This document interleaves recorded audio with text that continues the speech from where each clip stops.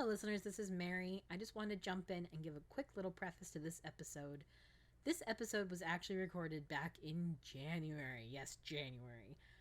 We had read this book pretty early in the year, but really couldn't find a good time to put this episode out, so it's been sitting in our library for quite a while. But this month we're talking all about short fiction, so we thought it'd be a great time to release it. So it is a little old, it's pre-pandemic, and we might be talking about quote-unquote upcoming reviews that, as you have probably heard, have already gone out.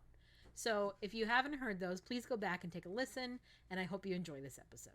Casing the Cover is a bi-monthly podcast series hosted by Mary and Jenn. That's me. In our day-to-day experiences, Mary and I happen across numerous crappy covers, atrocious authors, and sad, sad titles.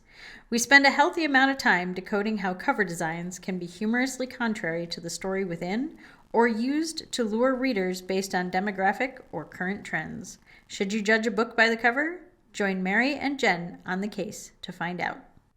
I'm going to be the grown-up this time, Mary. I'm opening up this can of worms. I'm opening the episode. I'm afraid of you. You should be. Hi, this is Jenn. Welcome to another episode of Casing the Cover. You're never going to let me open an episode again, are you? Maybe. It's nice not doing all the work. Because I'm the grown-up, Mary. Jenn's the grown-up today. She's very excited about her book. I'm so excited about this tiny, tiny little 100-and-something page book. I don't even think it's 100 pages.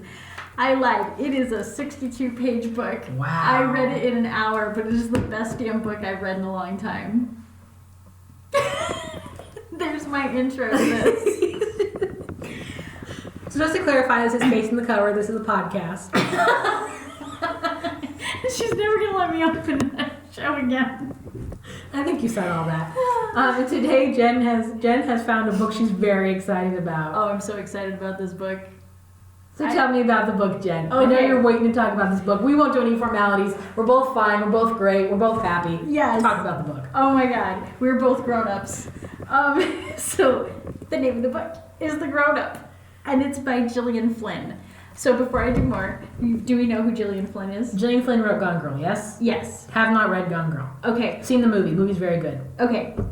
So you already kind of get... I know of Gillian Flynn. For our audience people, Gillian Flynn writes a little bit twisted. Yeah, Gone Girl's messed up. It's very dark. That movie's, again, I haven't read the book. I will someday. The movie's excellent, and it's very much... Well, you can tell even from the movie that she's a good writer. And she can do a good twist.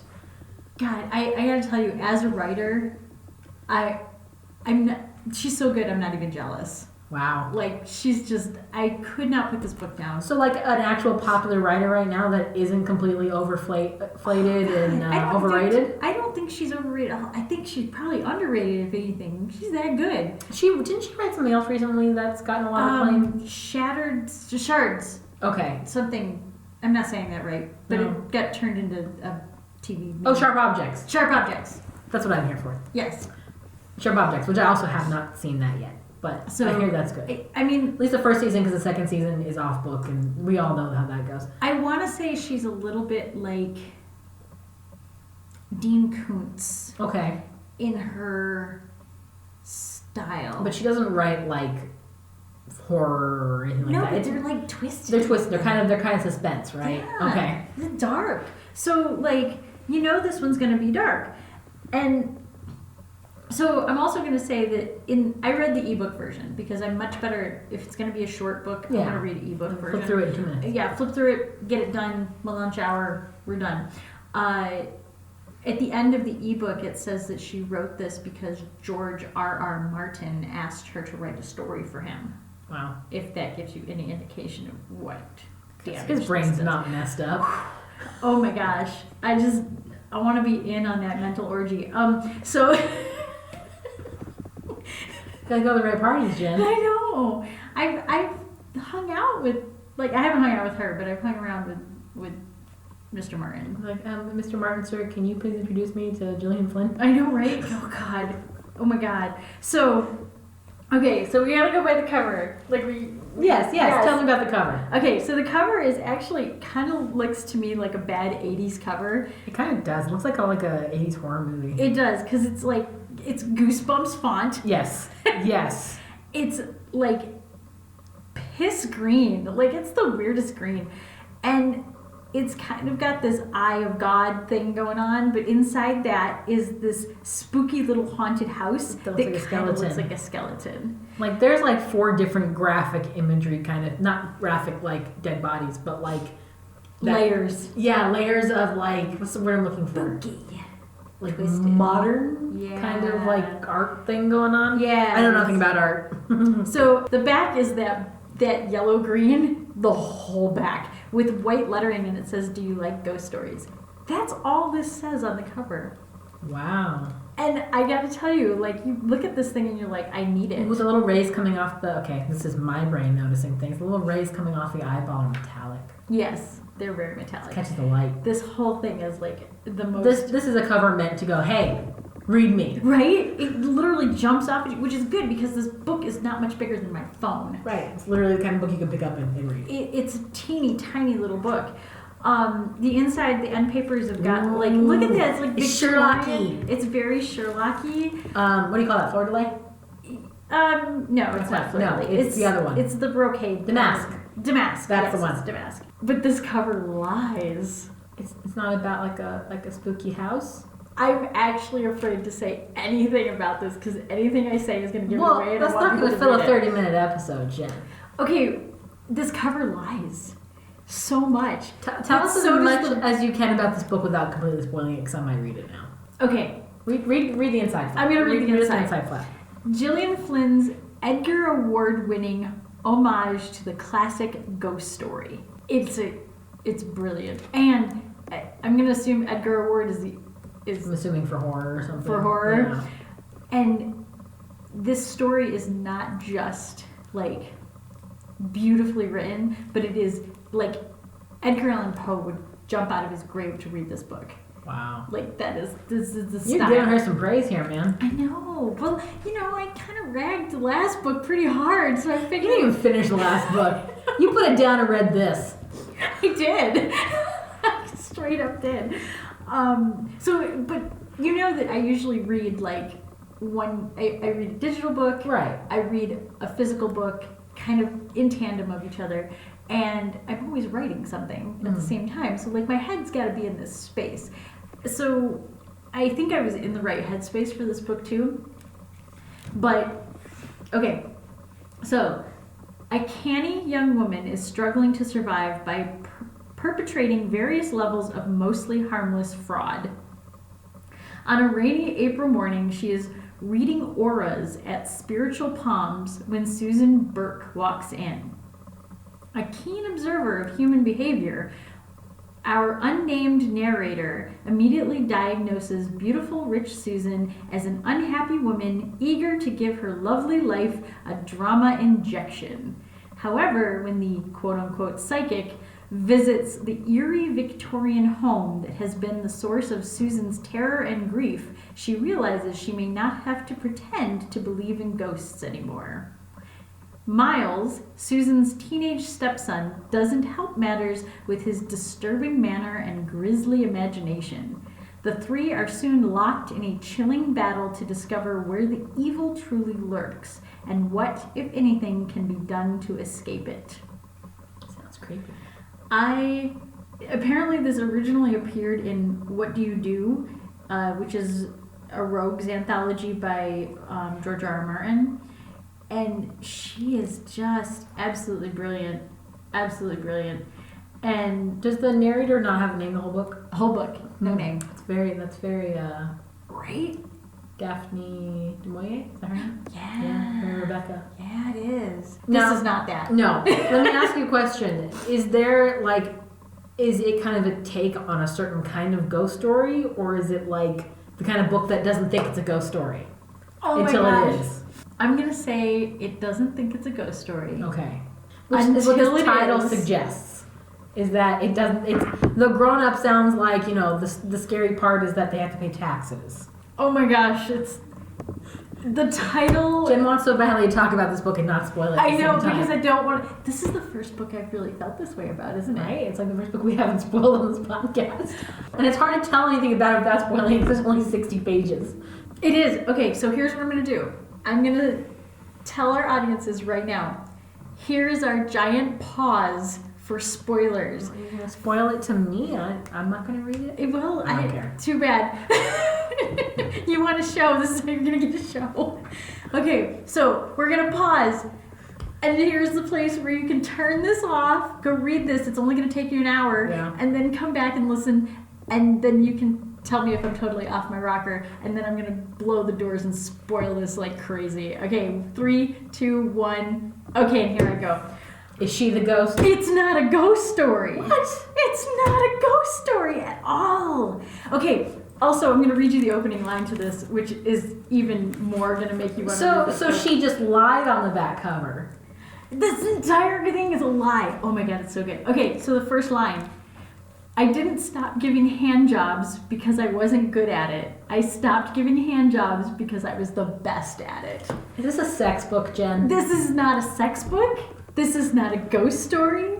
This is Is it a book about taxes? It's not a book about taxes, but it is a book about becoming the grown-up. Oh, and when you realize what the grown-up means, oh god, oh my god, this is like narcissism, manipulation, Oh my and God. oh my gosh, like lying to everyone. None of these people are telling the truth. And even at the end, I didn't know who was telling the truth. That feels like it fits her kind of. It's her style. Her style. Yes. Yeah. That's why I was That's like, what. Have you seen Gone Girl? Yes. That's what Gone Girl is till the end. Yeah. It's this. Who's right? Who's wrong? Who's manipulating who? Who flat out murdered somebody? This you know. book is rocking. Like, so, okay, so she's given hand jobs in the back of this spiritual place. And she basically, she gets carpal tunnel because she gives too many hand jobs.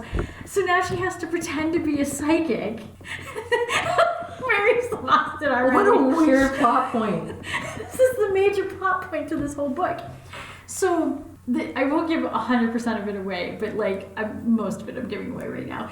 But the major plot point is that she gets carpal tunnel, and the gal that owns the spiritual... Is that on your wrist? Yeah. This is probably not good that we're sitting here and my wrist is all wrapped. Yeah. I was inspired, Mary. Inspired by this. I suppose there's other ways to get carpal tunnel. Not many. Okay. Anyway, sword fighting. That didn't really make it any better, did it? No. I couldn't handle my sword, Mary. Also, sword fighting's just there's more than one. Then why is it only one wrist is bad? Like, come on. Anyway. I don't know what you do in your spare time, Jen. Oh my gosh, I read a lot. I write a lot. Okay. I did not think this was going to turn this way. But, okay, so the major plot point is that obviously the people she's given hand jobs to have other lives and other wives. Okay. Hint, hint, nudge, nudge. So is she the ghost? There's no ghosts in this. But she's a metaphorical ghost. Not even metaphorically is there any ghosts. Why is it asked if it's a ghost story? Because she likes to read ghost stories. Okay. And that's the big hook. And I tell you, there were moments in this that I'm like, oh, she's dead. That's what it means. Nope. She's Bruce Willis. Yeah, nope.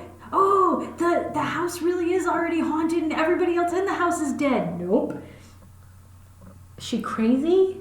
She's not crazy, but the wife of one of her clients is. But no, she's not.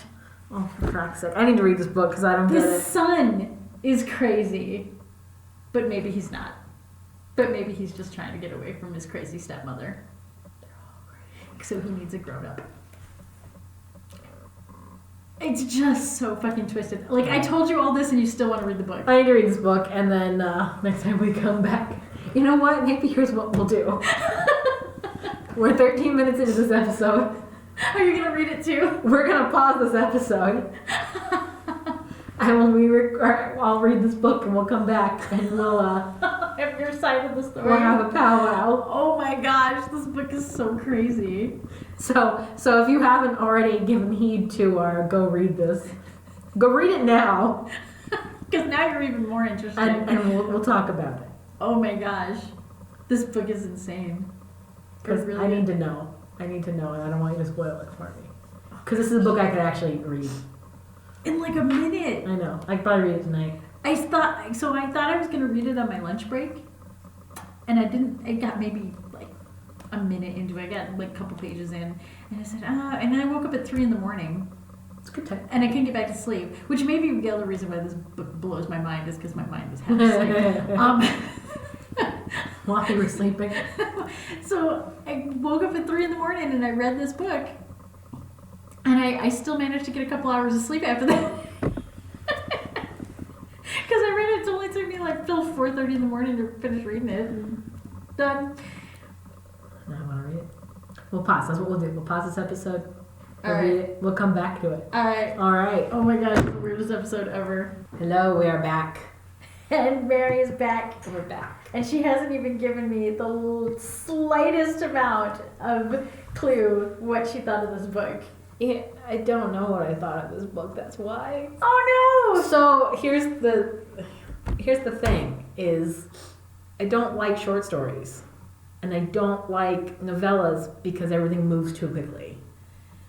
And I'm the kind of person who's very character motivated in a book, and you can't get a whole lot out of a character in 60 pages. I don't know. I think they did a lot. She did a very good job, and it's really well written, and the end is very good. I just this felt like, okay, but where's the rest of this book? That's fair. That's kind of that was my general overall impression is there should be more of this. Well, because it does feel It feels incomplete, I guess, or not incomplete, but it was a little quick, it was a little rushed. Well, it's supposed to be. It's a short story. I know, but that's just my bias against short stories, I guess. Also, I think it leaves it open for a whole lot of stuff to happen. If she wrote this as if she wrote the continuing adventures of her and this creepy kid on the road together for a year, that would be fantastic. As you completely give away the ending of the story. Now. Well, you know what? We've warned that there's spoilers about 6 times. Also, yes, we gave you time to read the book before you listened to the rest of It's literally been a week, guys. Come on. So, I liked the way it kind of ended up, where she kind of is this kid could be a psychopath. I might be dead tomorrow, but you know what? He knows how to play the game. And she knows how to play the And game. I know how to play the game. I think I can make this work, but I'm not gonna take any more chances. I love the locking of the door between. Yes. Just yeah. But the whole thing is just. Did you think it was a ghost story? No, because you told me it wasn't. Well, but before that, did you have moments? I don't think so. I think I was looking the whole time. I was looking for the kind of, and it's because you told me. I guess if you hadn't told me it's not really a ghost story, I wouldn't have been looking for the give. I guess looking for the giveaway on what it really what was gonna happen. Looking for the clues as hard. I might have just been more this is a ghost story. And again, if this book were longer, I think that there's a lot of points in it that could have been played with really playing up the I found the family on the internet ghost story angle. That's such a brief plot point in this because it's so short. Right. But they drive it home. She totally drives it in. Yeah, I just wish there was elements of it that I was I could see someone really playing this up and this being really, really interesting, and I just was kind of, I guess, sad that it was that brief. And I wasn't because even the book that I like, and this was a good book. I'm not going to say it wasn't a good book. I am a little because it's a short story. Well, but your drawbacks to this are that it wasn't enough. Yeah. So that's kind of the sign of a good book. The other drawback I had with it was that she bought this kid's bullshit real fast. When he's like, oh, by the way, my mom is going to kill you. She's like, okay. Well, because, yeah. So I wish there had been more, I guess, build up in her, because all the build up is that the kid's crazy. The kid's going to do something. The kid's crazy.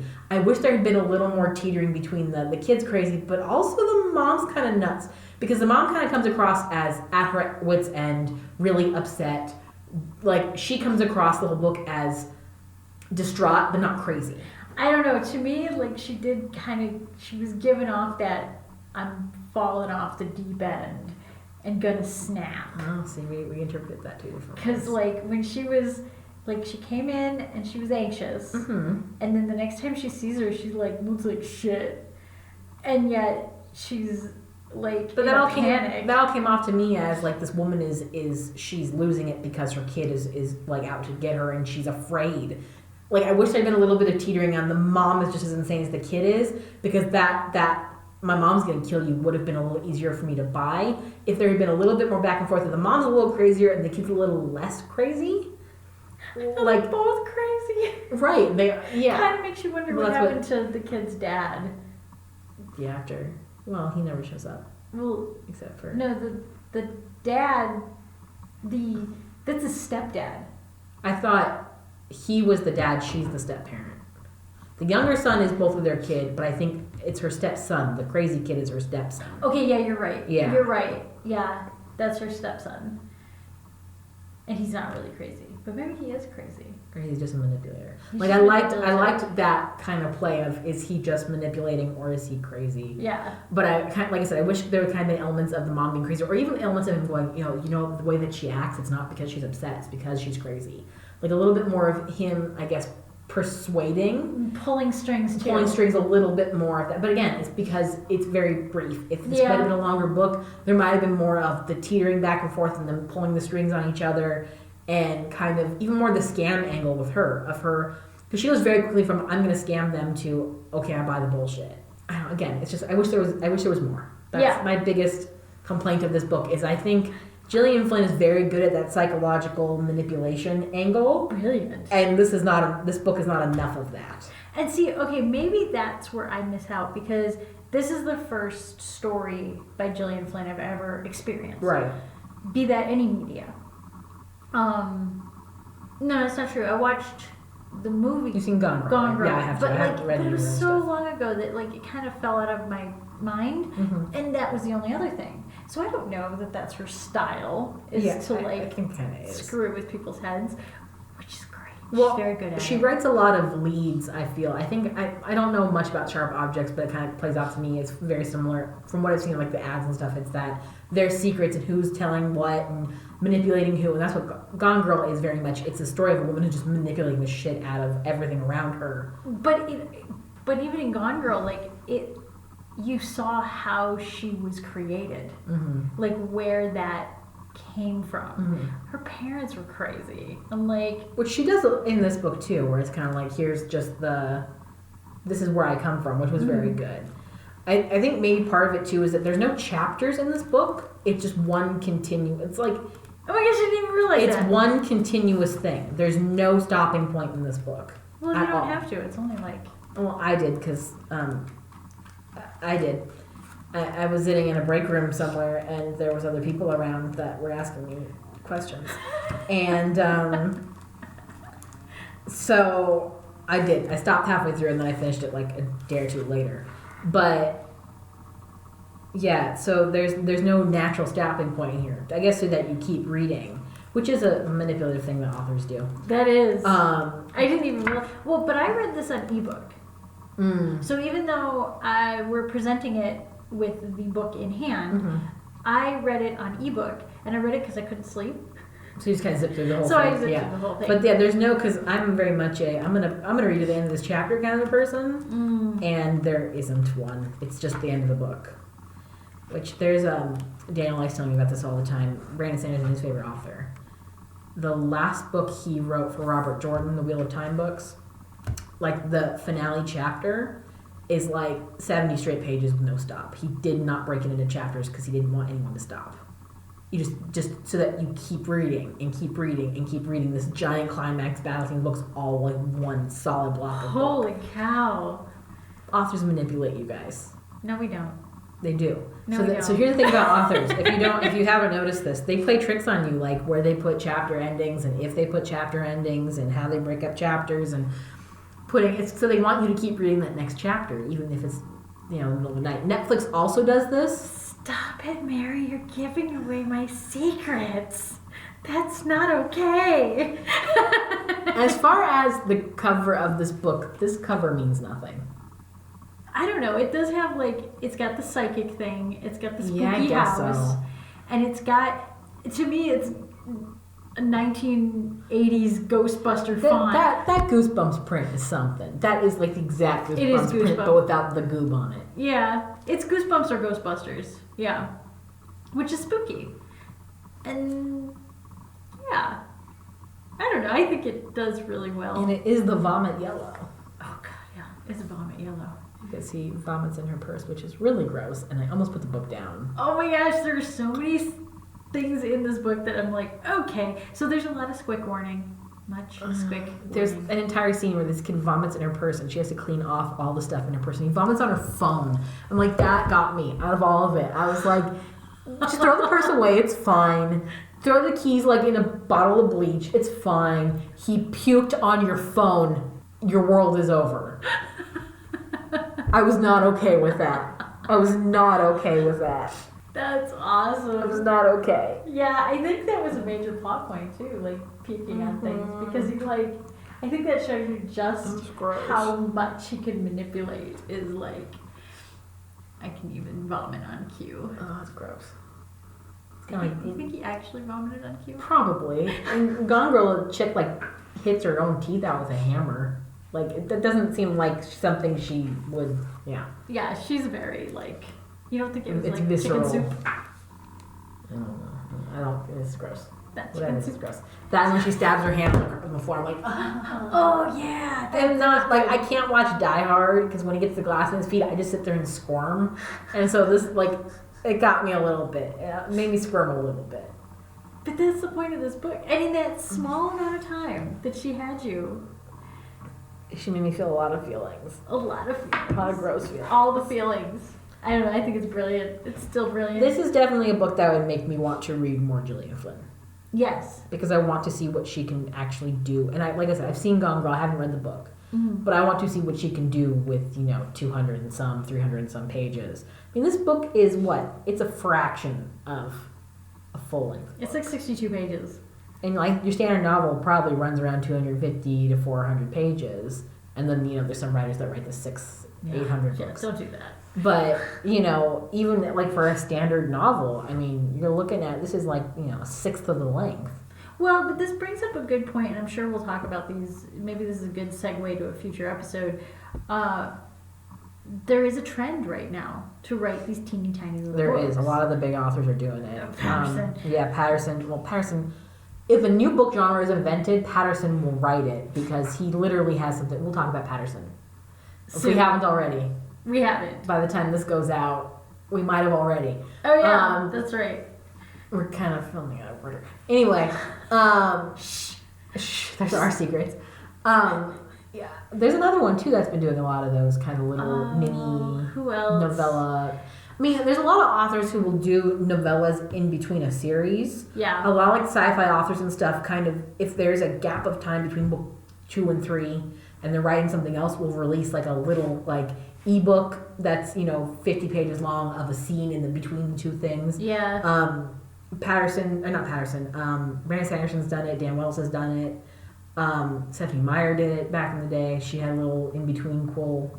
I'm literally mentally going through the library stacks right now, trying to remember See all the little books. The little books. The Patterson, what I think is weird is like one of the big ones was Zoo 2 was like released as a novella, and it's like, why write a sequel that's just a novella? Just that last little bit. Little squirts out. Just put it. Last little squirt. That's just a, It's a cop out. it's a cop out, and it's a Money grab. It's a money grab. That's a money grab. If it's both a sequel and a novella, it's like, this is all you're gonna get. This is that last chapter I wrote that was in the original book. Now it's in its own book. Pay me an extra $5 for it, please. Yeah. I straight up cannot remember who's writing the other ones. Yeah, there's another author who's been putting, I feel like, quite a few out, but I can't remember who it is. It's not one of the romance writers. I think it might Although be. romance writers have been doing that too for a long time. Yeah, you're right. We have seen a few, but a lot of them also just write short. One of the people Novels. we interview will talk about her books like that. Little tiny books. Little tiny books. Yes. I don't know how I feel about little tiny books. Well, we'll see how she Again, at the same time, as much as that could be a cop out, I also feel like if you write a little in between quill, that's a novella. It's Did you okay. just call it an in-between Well, quote? that's a thing, Jen. In-between, say it again. In between quote. Oh, that's a thing. Um, In-between quote. I said it. I did it. good job. If they're characters that have been established in a series, you can write a little glimpse of their life and be able to accept that as like an additional story. A lot of authors will also do like hey, I published a short story collection, and there's a little chapter of this character from this one series you like, and there's a little chapter of this character from this other series you like, and that's fine too, because then you're getting a little bit of these characters that they've already established. Yeah. I don't mind those as much as like I have to get to know a character, get through the story, and then like in one, especially when you're doing something like this where it's very psychological, sci-fi short stories I don't like, because oh my god, I had to read a few in college. There was one that we read, and it was like the beginning, and then there's a demon bear baby, and then it's the end. And I was like, what is this? A demon bear baby. Yeah, this kid is like talking about how his mom had a baby, and like his dad is dead, and then there's like a demon bear baby, and that's the end of the book. And I was like, or the end of the story, and I was like, this tells me nothing. This is nothing. This is literally nothing happened. That's awesome. So this is why I don't know. I have a thing about short stories, because I don't like it when things end, and I like a build-up, and I like to be engrossed, and it's hard when there's only 60 pages, especially if you've got someone who's really good at catching you in and doing the details, like, hey, yeah, this is something interesting, it's over. So that was my biggest complaint of this, is that it was too short. I felt like it was kind of the pilot episode for a really good series. Like you said. Yes. Yes. That's what I want. The further adventures of these characters. I want a second book that's her and this kid on the road being creepy, and him like dragging her all over town. It'll be like the creepy version of AJ and the Queen, and them like going from place to place, and this kid being creepy, and then running scams, and her not knowing who's gonna kill her while she's asleep. I want an entire book of that. That would be awesome. So Gillian Flynn, if you're listening, because she's totally listening to us. Jen knows George R. R. Martin too. So I met him like twice at conventions. Do a favor for a mutual friend and write this as more. Make this more. I feel like in terms of mutual friends of big name authors, I'm probably better off with like Harry Turtledove, who But he's not not the one that told me to write this. George R. R. Martin is. So go call George R. R. Martin, and after you have the discussion with him about how he needs to finish that series to placate all the people who are really mad at HBO, tell him to tell her to make. Also, who's the dedication to? Because I just noticed that. The dedication is to David and Cian. You sick people. You sick people. Is that a friendly thing or not a friendly thing? It's hard probably to tell friendly. whether. It's probably friendly. Maybe. I could see you calling your friends sick in a dedication. That's because you know my friends. I know. That's what I'm saying. Yeah, Well, sick if her people. friends, you like this book a lot, she probably has very similar friends to you. Mm-hmm. I say this as your friend. You're probably the least sick of my friends. No, maybe not. There's a few that are pretty normal. Yeah, you've got some normal I friends. guess- All the ones that I know. Yeah. But Some of the ones that I know. I love them all, no matter what. Yeah, her author bio and stuff doesn't really give away a lot either. It's just like, yeah, she wrote those books that you've heard of, and that did really well. But I just love this book. I thought it was great. I should own this book because I feel like this is something that I would sit and read again just for kicks. Just for kicks. And I don't reread a lot of stuff because I have a huge to-be-read pile. I don't either. I just play it on audio. I don't think I could have done this on audio. No. No.